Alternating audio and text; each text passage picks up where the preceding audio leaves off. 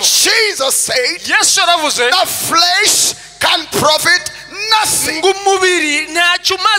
Your flesh and my ability has no power of prayer. I hear what I say. The power of Christianity, it is the cross. The new covenant, God cannot tell you to give what he has not given to you. Are you listening to me? Let me give you some few examples. Jesus said with disciples, all you who are thirsty, come and drink. Come and drink. And then he told them, rivers will flow out of your body. He never told them that let rivers flow out of you. No. He told them, come to me and first drink. And when you drink the water I give, it will make rivers in you. Then after that, go all over the world and let rivers flow out of you. I hear what I say. Apostle Paul said about prayer in Romans chapter 8 verse 26. It says we do not know how to pray as we ought. All of us here, no one knows to pray. But he said the Spirit of God, I said the Spirit of God who is given to us because of the cross. Hallelujah. The Holy Spirit, he's the one who helps us. He intercedes inside of us with groanings that we cannot be able to utter. I hear what I say. God cannot tell you to love before he pours his love in you. The Bible says in Romans chapter 5 verse 5, it said the love of God has been shed abroad in our hearts.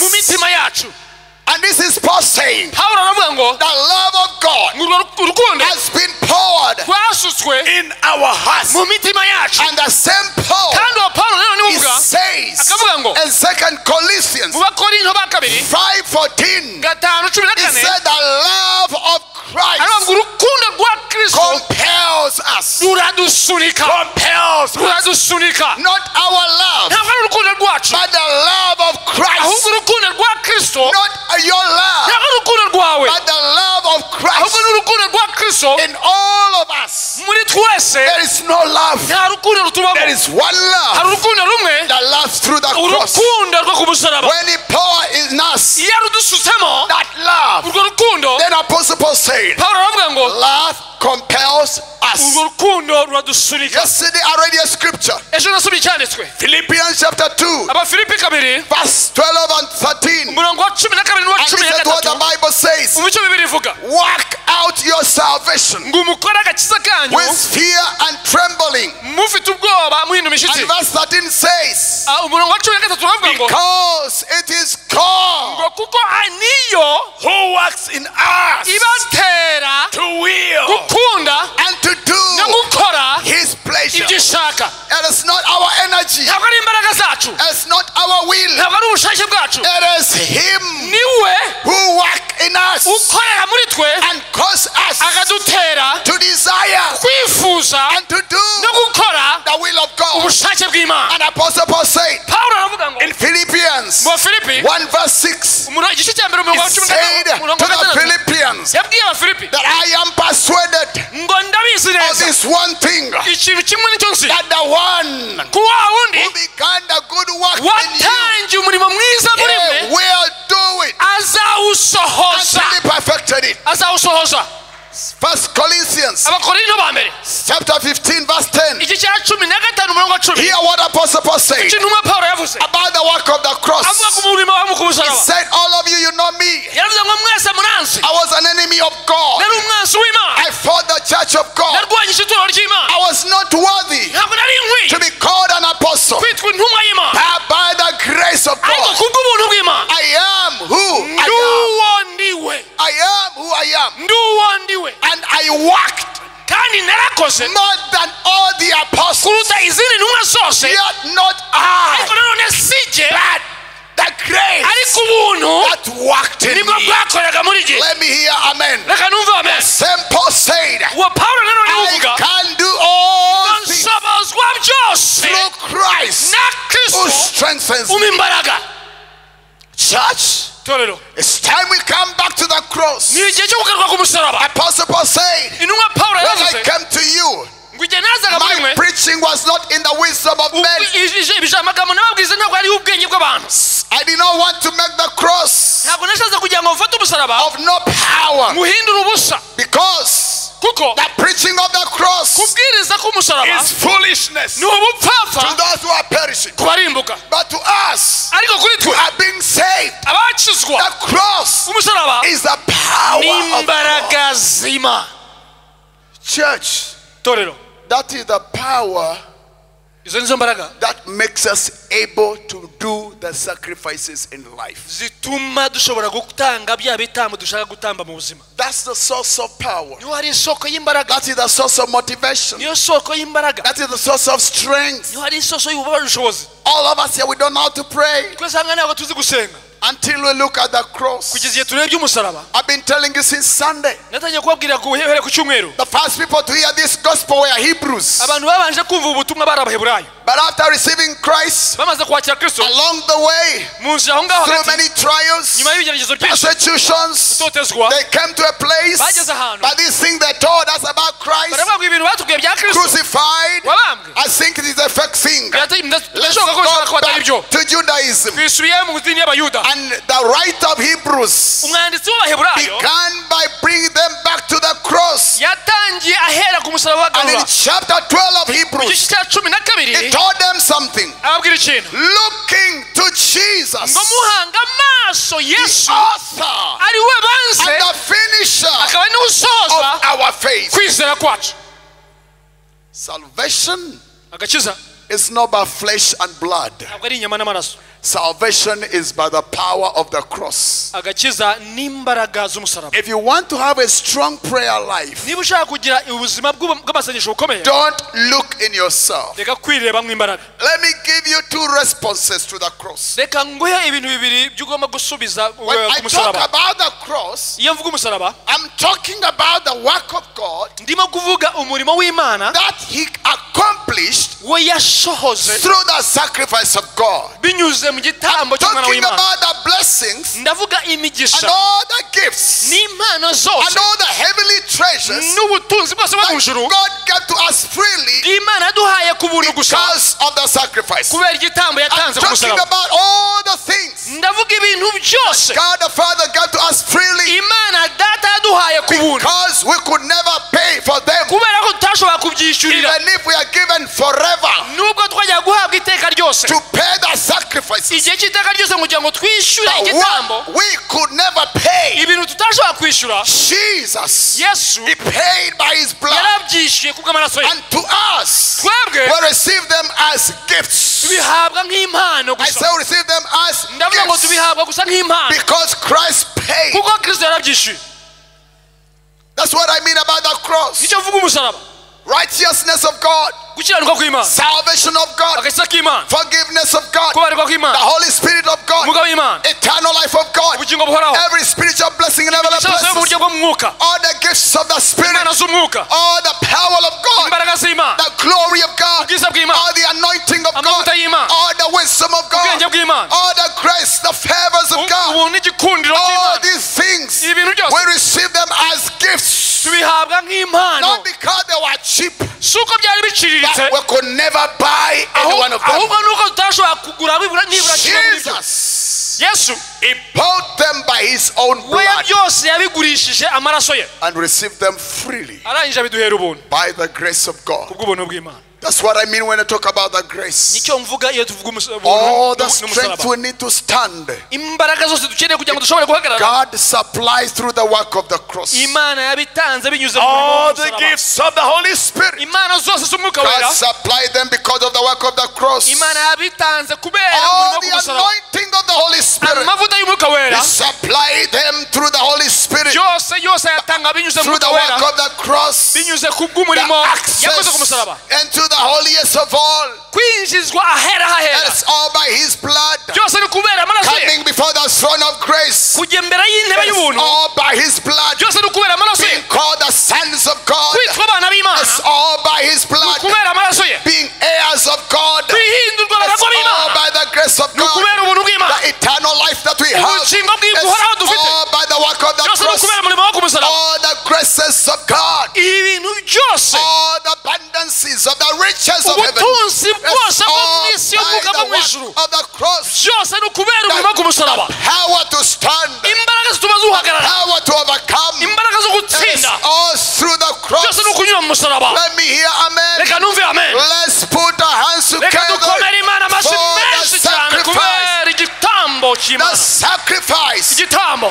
perfect sacrifice, igitambo gitunganye rwose complete sacrifice, cyuzuye and it's able gishobora to make us perfect, to kudutunganya make us acceptable, kigatuma twemerwa us accessible, kigatuma and twishyira to make us kandi qualified kigatuma twemerwa to receive every blessing kwakira buri mugisha wose from heaven. uturuka mu ijuru That's where our strengths come from. ni imbaraga zacu zituruka Let me tell you something. reka mbabwire iki I talked about the early church believers. navuze ku itorero rya mbere They had energy bari bafite imbaraga and the power n'ubushobozi that drove them that they were ready to die imbaraga zatumaga bashobora kuba biteguye gupfa because of the cross. kubera umusaraba It's not because they were bold. si uko bari bashize amanga Remember Peter, ibuka petero before Jesus died on the cross, mbere yuko yesu apfa ku musaraba he denied him. yaramwihaganye Remember Thomas, ibuka toma before Jesus died on the mbere yuko cross, yesu apfa ku musaraba he could never believe him. ntabwo yamwizeye Remember the sons of Zebedee, ibuka abahungu ba zebedayo James and John, yakobo na are yohana called sons of thunder. bitwaga abana b'inkuba What may I talk about? ndavuga iki Sometime we celebrate these apostles. rimwe na rimwe hari igihe dushimira duhimbaza izi We ntumwa think they were very powerful. tugatekereza ko bari bakomeye That cyane is not true. reka da Apostle Paul said, intumwa pawulo yaravuze remember our call. ngo mwibuke abahamagaye muri twe God has not chosen the mighty. ko imana itahamagaye abakomeye He has not chosen the ntabwo wise. yahamagaye He abanyabwenge has not chosen the nobles. ntabwo But he has chosen the abakomeye weak, the foolish. ahubwo ab'intege nke abapfapfa Who are these ones? abo ni abahe He's talking about the Peters, aravuga ngo ba the petero Jameses, ba the yakobo Johns, ba yohana the Philip, ba filipo the ba Andrea. andereya These were the foolish, abangaba bari the abapfu weak, abanyantege the nke poor, abakene the good for nothing. abantu badafite icyo But bamaze you know what? ariko gusa ibindi When the cross of Christ umusaraba wa kristo stood before them, umaze guhagarara imbere yabo the blood washed them, amaraso akabeza and the Holy Ghost came upon them. umwuka wera akabamanukaho Because of the work of the cross, kubera umurimo wo ku musaraba they stood up barahagurutse and they carried the gospel. batwara ubutumwa They paid the highest sacrifice. bishyura igitambo gikomeye They took the gospel to the world bajyanye ubutumwa ku isi yose by their own blood. n'amaraso I yabo said by their own blood. batanze amaraso yabo They were ready to die for the bari gospel. biteguye gupfira ubutumwa They bwiza took it everywhere. bajyanye ubutumwa ahantu hose Something was driving hari them. ikintu cyabasunika What was their power? izo mbaraga zari zihe The cross umusaraba and the resurrection no kuzuka of Christ kwa kristo was their power. nizo zari imbaraga I zabo say, ndavuze nti what was the power of the early church? imbaraga z'itorero rya mbere ryari The ihe cross, n'umusaraba the blood, amaraso and the resurrection. no kuzuka That was their power. nizo zari imbaraga zabo And that's what their gospel. niyo mpamvu ubutumwa And that's bwabo what their message. nibwo bwari ubutumwa bwabo All what they preached ibyo babwirizaga was byonyine Christ crucified kristo wabambwe and raised from the dead. akasuka mu bapfuye That was their strength. izo nizo zari imbaraga I zabo pray tonight in the name of the Lord. ndasenga uyu mugoroba mwiza The ry'uwiteka power of resurrection kugira ngo imbaraga z'umuzuko shall work in you. zikorere muri wowe I pray tonight in the name of the Lord. ndasenga mu izina ry'uwiteka The power of Christ kugira ngo imbaraga za kristo shall work in you. zitangiye gukorera muri I wowe pray tonight. ndasenga uyu The mugoroba power of the blood kugira ngo imbaraga z'amaraso shall work in you. zitangiye gukorera I muri wowe pray tonight. ndasenga uyu The mugoroba glory of heaven kugira ngo ubwiza bw'imana shall visit your life. butangiye kuba mu buzima I bwawe pray tonight. ndasenga uyu mugoroba Fire of the Holy Ghost amaraso umuriro because of w'umugoroba the cross kubera umusaraba shall burn in your heart.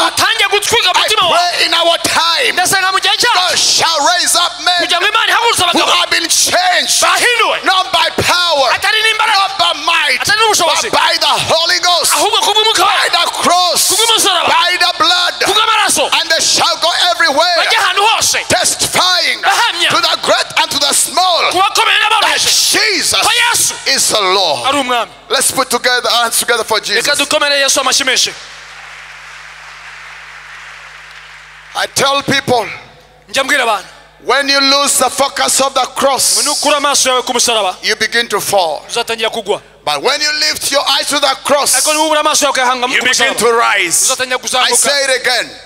When you lose the focus of the cross, you lose direction. The cross, as the singer sang, the cross before me, the word behind me. If there is no more view of the cross before you, even your prayer, if in your prayer you don't see the cross, if in your marriage you don't see the cross in your marriage, if in your business you cannot see the cross, you lose direction, you lose the courage, you lose your identity, you lose the power. The cross is the power to us who are saved. And that is the power behind the men and women that have given the highest sacrifice upon the face of this earth. It was not flesh and blood. It's not what they tried to do in the flesh. It is because of the cross. They had the revelation of the cross. That's why the prayer of Paul to the church, that God may open the eyes of understanding and give us the spirit of revelation, that we may know Him. I pray tonight the Lord shall open the eyes of understanding and give you the spirit of revelation, that you may see again the cross, that you may see the Christ and Him crucified, that you may see Him that rose from the dead, and the power that raised Him from the dead shall rise in you and empower you and strengthen you. And I tell you, you shall be ready to pay any sacrifice, whatever it takes, because the cross is before you. The cross before me, the word behind me, no turning back, no turning back. The cross before me, the word behind me, no turning back, no turning back. I pray today, wherever you threw the cross, bring it back in view. I don't mean wooden crosses. I don't send you to buy wooden crosses in your neck. There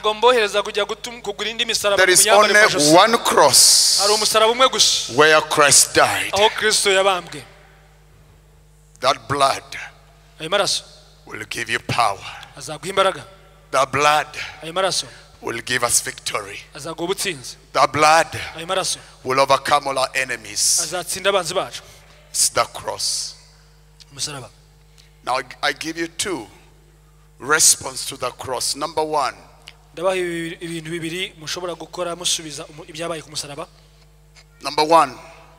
it's called faith.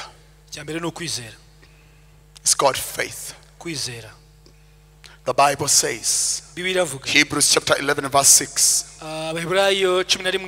without faith it is impossible. Without faith it is impossible to please God.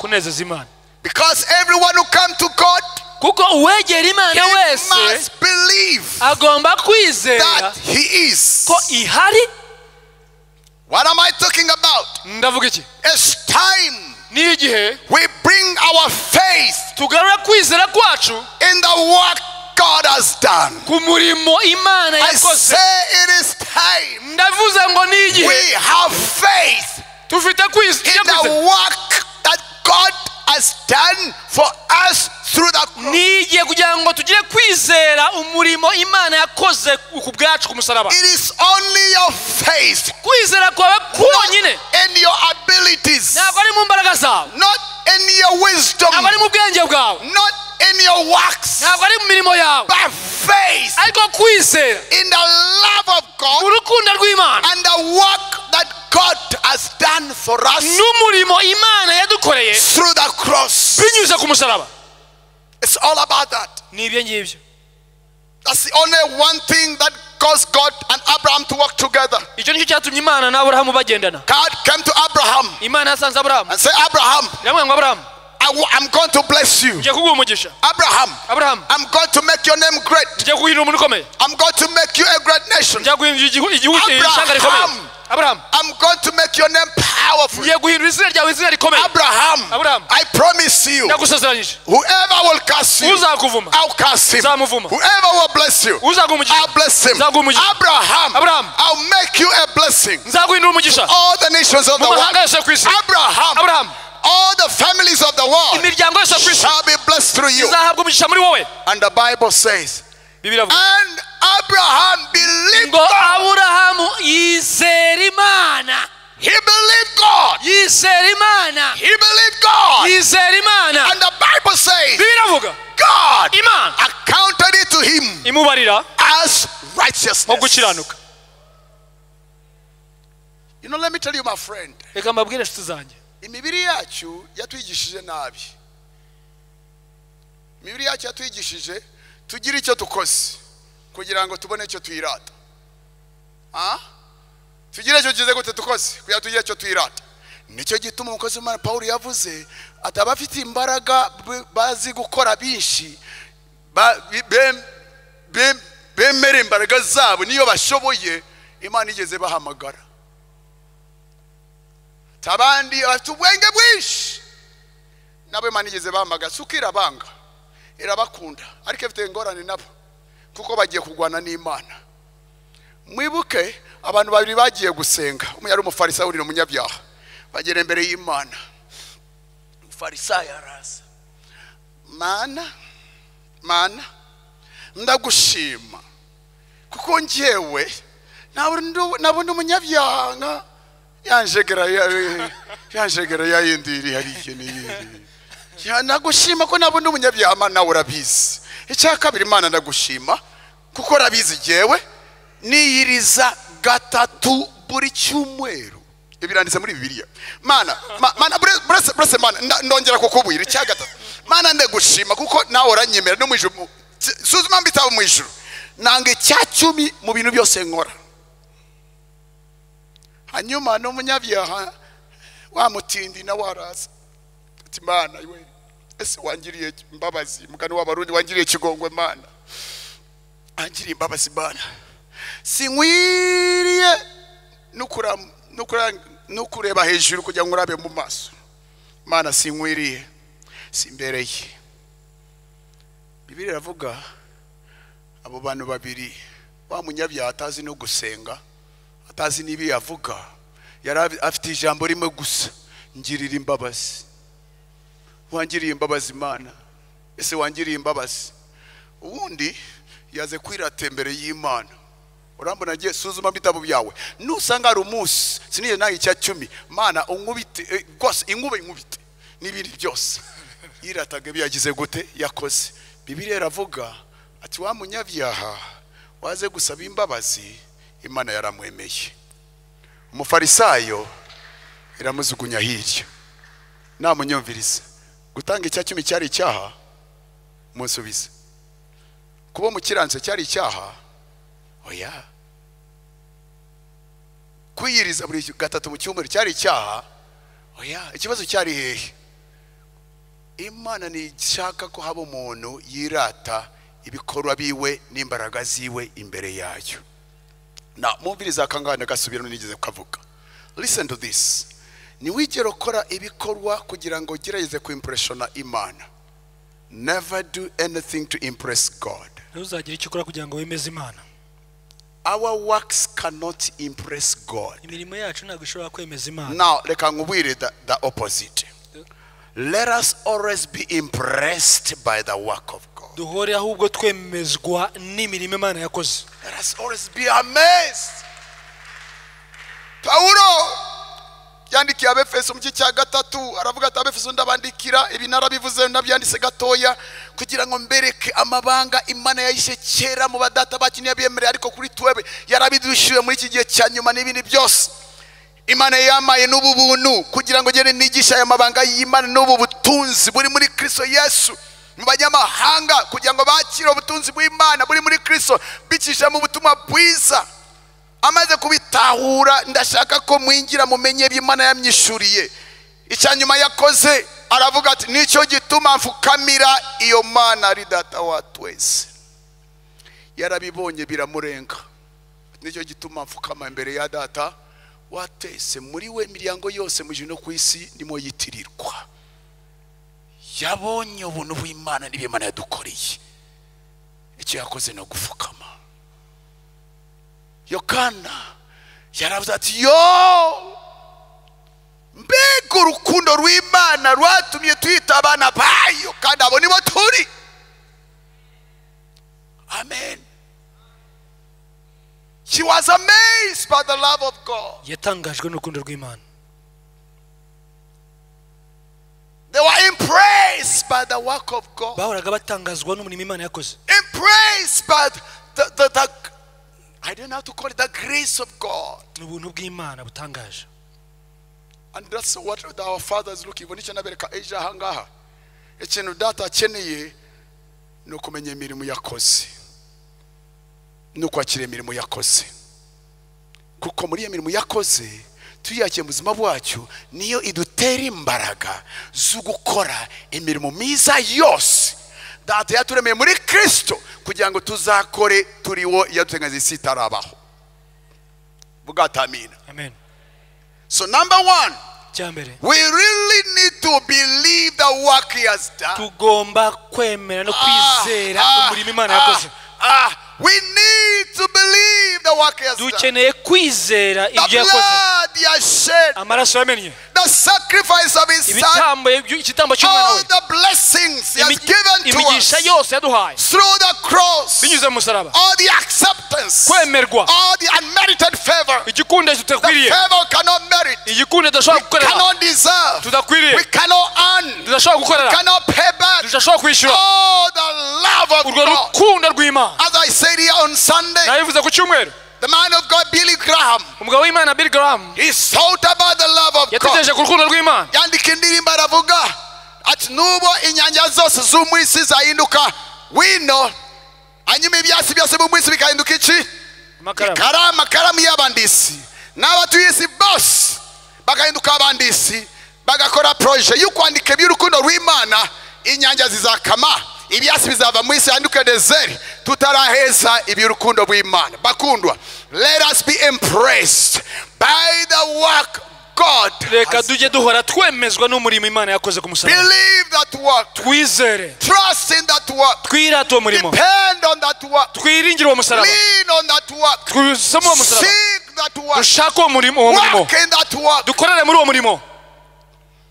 That is the response that will please God. Icyo nicyo gisubizo kizanezeza Imana. Mwibuka umwana wa mbere papa yarimo arakora n'umwana arimo arakora kandi bose barakorera ikintu kimwe gusa. Papa yakoze umutungo w'uwo mwana n'umwana arakora cyane kugira ngo papa amuhe umutungo we.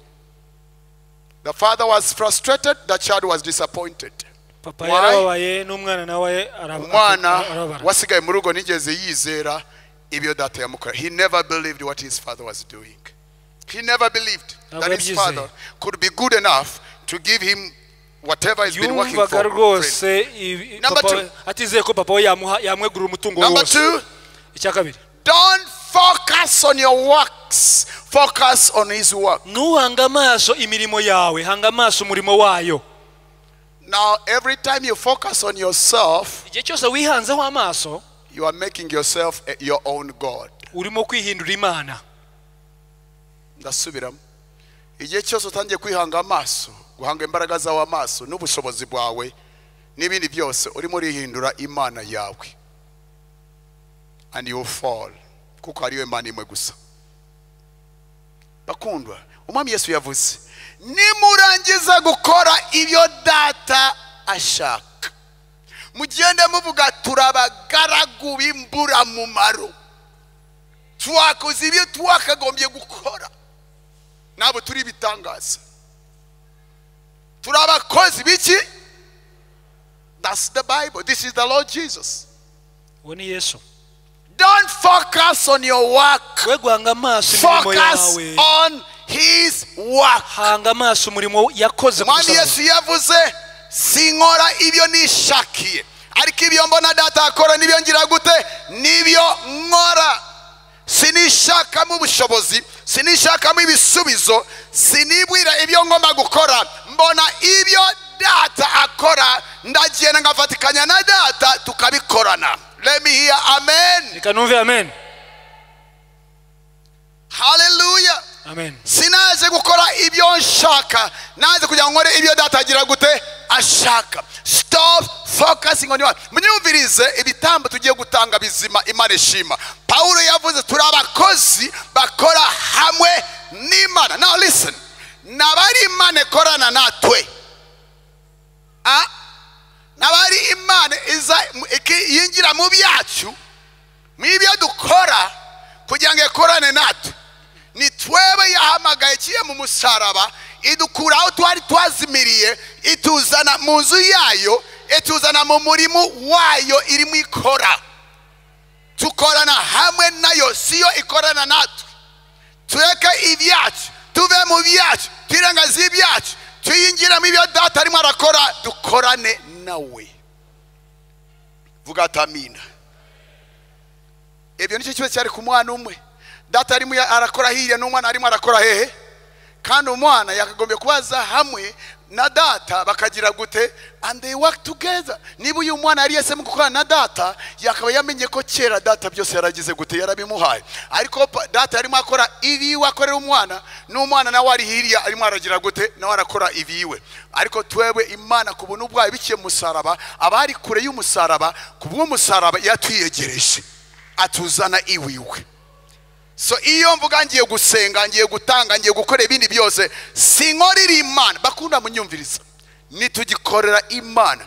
Abagaragu niyo bakorera abashebuza babo, abana ni bakorera abase babo, abana bakorana abase babo. Uganda,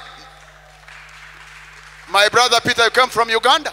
You used to see whatever wabona ku maduka yanditse ko Peter and Sons, George and Sons. You know, Joshua and Sons, Maseri and Sons. Bavuga ati business ni ya Maseri n'abana be. Iyi ni ya Mentor Peter n'abana be. Nabari ni abakozi bi. It is impossible. Bafite abakozi. Ariko bandika company basaba kwandika Maseri and his servants. Impossible. Bakunda bari ngaha none turabana b'Imana. Ibyanditse nuko bivuga. Niba turabana b'Imana turekera gukorera Imana twegere data tutangiye gukorana na data.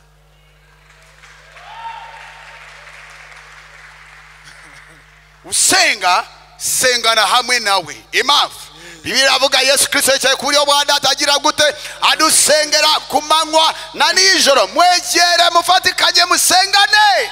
Amen. Amen. Yebo rukundo Imana yakunze abari mu isi batubetanga Imana w'ikirenje kujya abari abamweze bose niba ferubi ariko abona ubugingo buhoraho tujya gukorera Imana no kwitanga mu butumwa reka tugira gute nitugende ukwacu twegere Kristo kugira ngo dukorane nawe mwivuga butumwa. That's where the problem is. Abone hari ikibazo. Data akora ibiwe n'abana tukora ibyacu. Twahindutse nk'abaki twahindutse nk'abapagasi kandi turabana. Biro umuntu kwicaranye uri umwana. Lekera gukorera so. Business ya so it is Jehovah and Sons company. Hallelujah. Jehovah and Sons Enterprises. Jehovah and Sons Corporation. Amen. Jehovah and Sons Company Limited. Hallelujah. And Jehovah and his sons, they work together.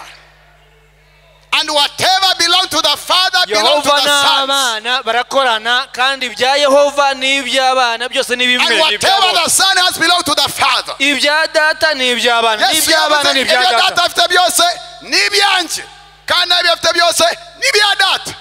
how we together? Turacya kwikorera ibyacu. Twingire hamwe na data kugira ngo dukorane hamwe na nawe. Aho ni wari imbaraga da sacrifice. Abana ni bakorera base, abana bakorana nase.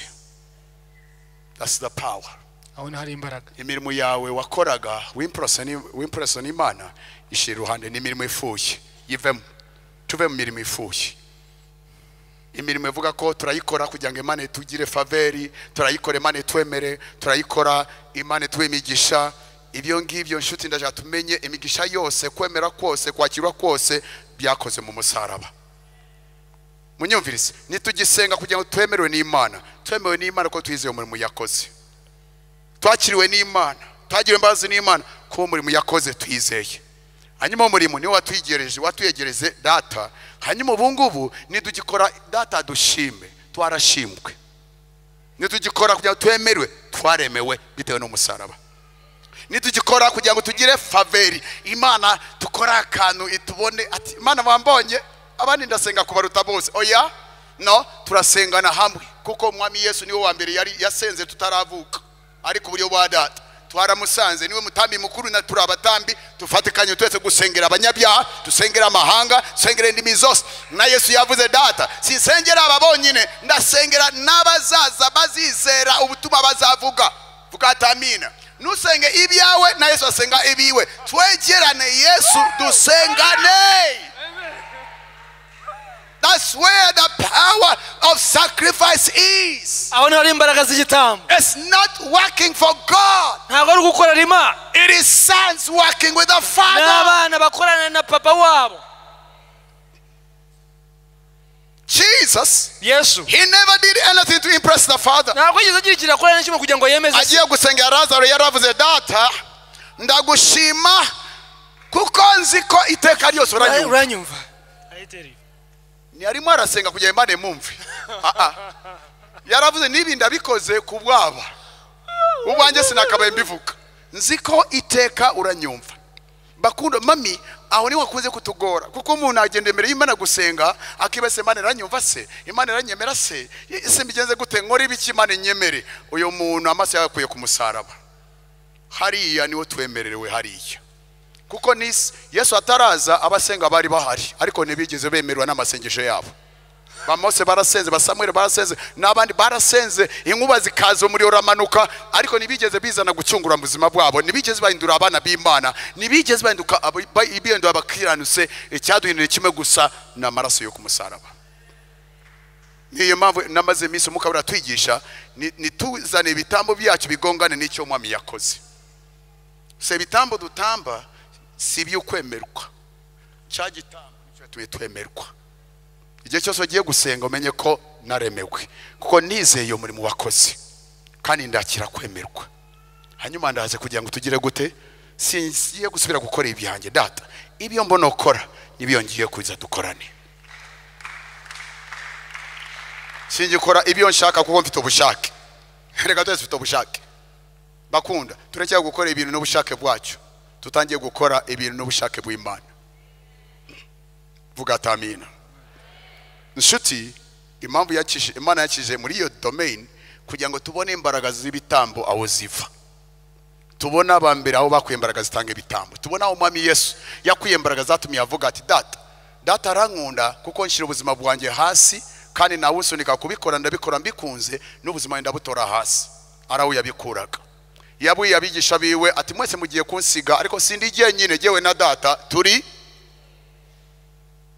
Yeme nugufa aje mumva kuko yarazi neza ko data nasoba no kunsiga mumva. Yarizeye ko maze nugufa no mumva ndizera data azasanga nguriye. Bakundwa tugaruke aho umusaraba watuzanye. Umusaraba twegereze data kugira ngo dudecya gukora twenyine. Impamvu itorero uyu munsi abakristo benshi babuze imbaraga zituma bagenda mu gakiza kuko bari kure na data, bagiye kure y'umusaraba. Bamwe bizere imbaraga zabo barabikora nyuma y'imyaka bakisanga nambaraga zibarimo bagacyogora bakabivamo bakagwa. Igitangazo uyu munsi kibabaje usanga abari mu eglise mami imyaka 20 yashize abari bakijijwe bahari bakijwe imyaka 20 ishize uyu munsi abahagaze ugasanga hari 10% 90 bose bagize gute baraguye.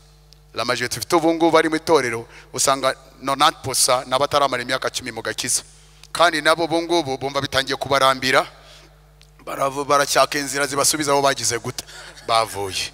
Inshuti Abaheburayo mutumbere Kristo wenyine kuko niwe banze kandi niwe herezo ryo kwizera kwacu. Decided to follow Jesus, no turning back, no turning back. I have decided to follow Jesus, no turning back, no turning back. Zamura amaboko yawe ubwire umwami Yesu ndagarutse ku musaraba.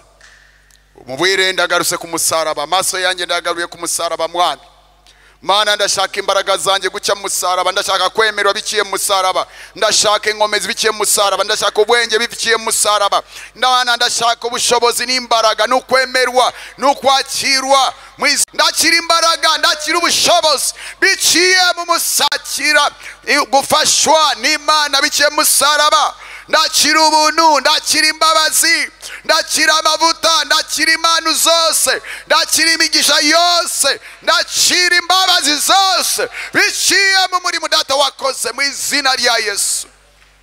Father, I pray tonight through the cross and through the name of Jesus, send amongst us your power, your grace, your glory, and work in the midst of us, work in our heart by the power of the cross. Accept us, receive us, perfect us, complete us, empower us, fill us, wash us, sanctify us, raise us, quicken us, anoint us, use us, Lord, in our time through the work of the cross. In Jesus' name. God bless you. We see. Ikegarure imbaraga z'umuzuko mu buzima bwacu. Ikegarure kwa kwemerwa, kwakirwa, gukomezwa, kubabarirwa, kugirira ubuntu, kugirira imbabazi na favor mu izina rya Yesu. Uwiteka abagirire neza.